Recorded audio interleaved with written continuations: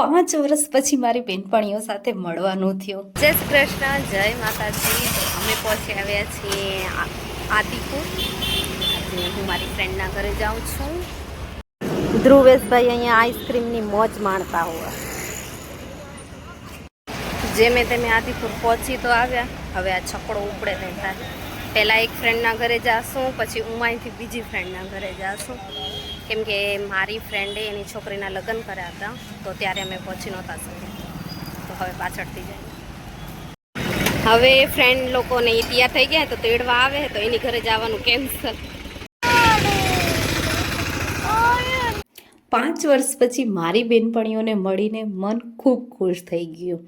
સાથે ભણ્યા, સાથે રમ્યા, એકબીજાની ખૂબ જ ઉડાડતા અને હવે બધા પેરેન્ટ્સ બની ગયા છીએ. શું બાળપણનો એ સમય હતો!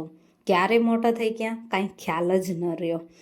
મારી પાસે એવા સારા દોસ્ત છે કે જેના માટે હું ઈશ્વરનો જેટલો આભાર માનું ને એટલો ઓછો છે.